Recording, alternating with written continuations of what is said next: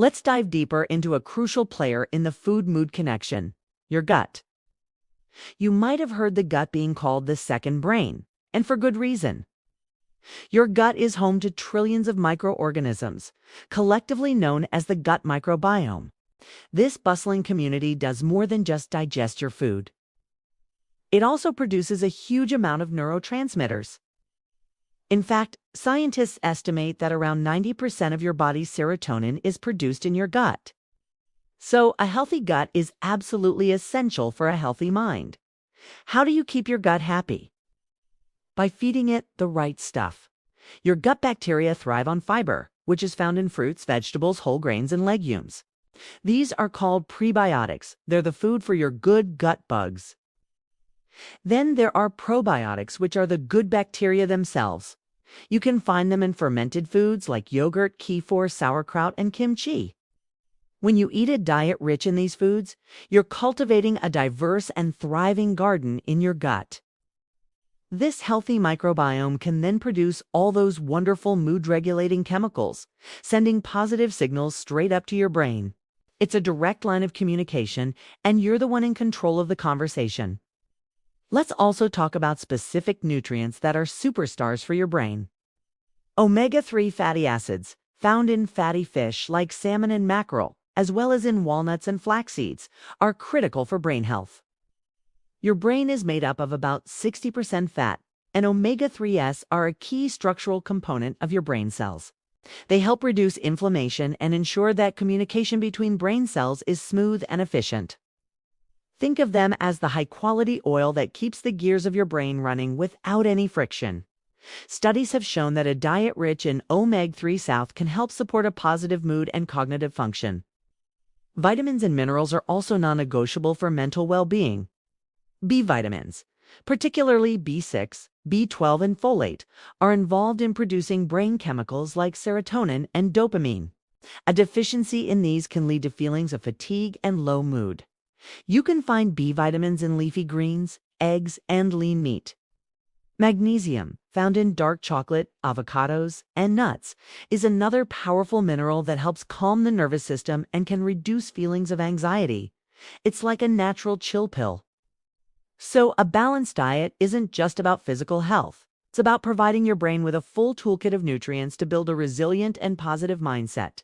So, the next time you sit down for a meal, remember that you're not just feeding your body, you're feeding your mind and your mood. You are the architect of your own internal chemistry. By choosing whole nutrient-dense foods, you're giving your brain the building blocks it needs to create happiness from the inside out. It's not about restriction or chasing a perfect diet. It's about being mindful and making conscious choices that nourish you on every level. It's about understanding the beautiful and intricate science that connects your plate to your well-being. Have you ever looked outside and thought, what on earth is happening with the weather? One day, it's scorching hot. The next, you're dodging hailstones the size of golf balls. It feels like Mother Nature is throwing a party and forgot to send us the memo, right? Well, you're not alone, and it's not just your imagination. The weather is getting weirder, and today, we're going to dive into the fascinating science behind why.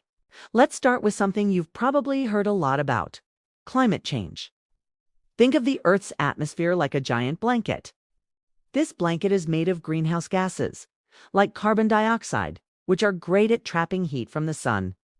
For millennia, this has kept our planet at a comfortable temperature, allowing life to thrive. But over the last century, human activities, especially burning fossil fuels like coal and oil, have added a massive amount of extra carbon dioxide to the atmosphere. It's like we've been thickening that blanket, making it warmer and warmer. This extra heat is the main driver behind all the weirdness.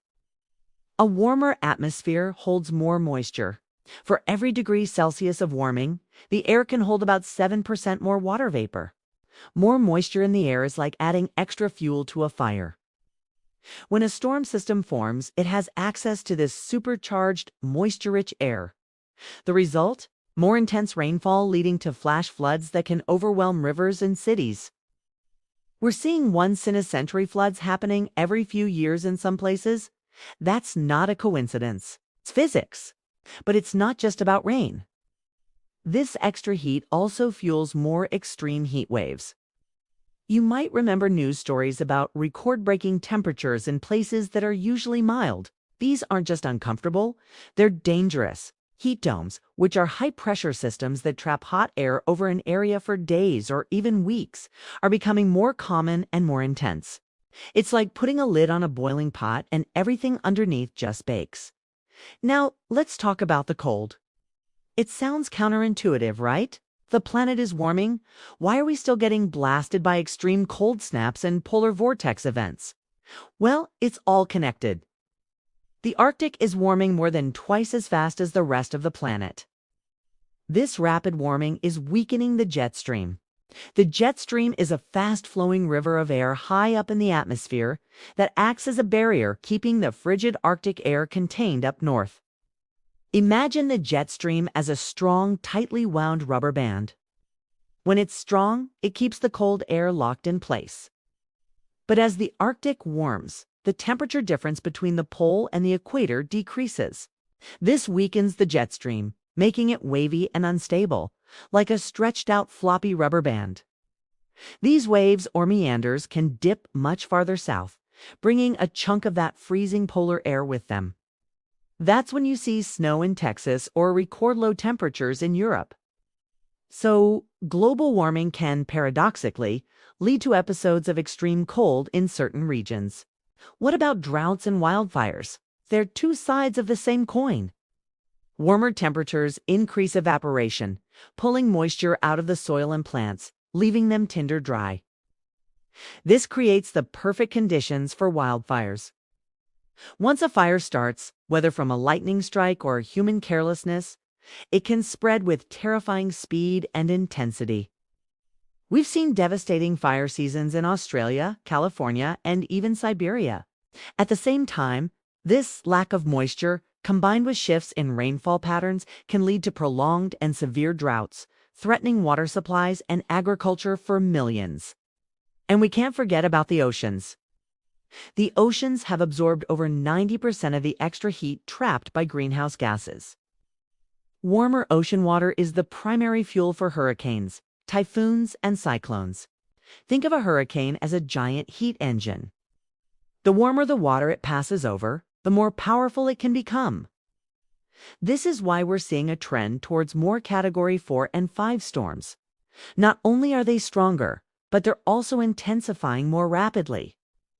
A phenomenon called rapid intensification, which makes them incredibly difficult to predict and prepare for.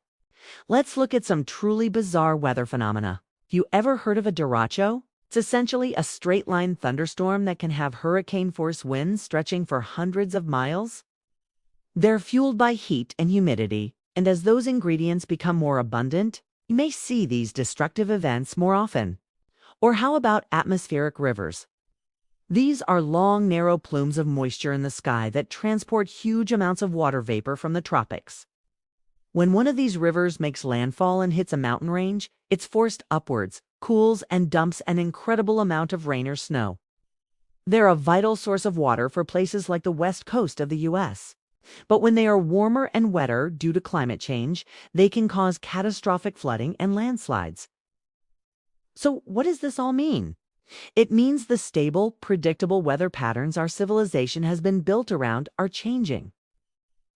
The normal we once knew is shifting. Farmers are struggling with unpredictable growing seasons. City planners have to redesign infrastructure to cope with floods and heat. And emergency services are stretched to their limits. The science is clear. Our planet's energy balance is out of whack. And the weather is a direct and visceral expression of that imbalance. It's a complex system with many interconnected parts, but the fundamental story is one of cause and effect. More heat in the system leads to more extreme and unpredictable events across the board, from fire to flood, heat to cold. Can all sound pretty overwhelming, but understanding the science is the first step. It empowers us to see that these aren't just random freak events. They are symptoms of a larger systemic issue. And recognizing the problem is the only way we can begin to find and implement solutions. From transitioning to renewable energy to building more resilient communities. The weather is sending us a clear message. The question is, are we listening? Thanks so much for tuning in today. If you found this explanation helpful and want to learn more about our amazing and changing world, please hit that like button and subscribe to the channel. It really helps us out. Drop a comment below and let me know the weirdest weather you've ever experienced. Stay curious, stay safe, and I'll see you in the next video.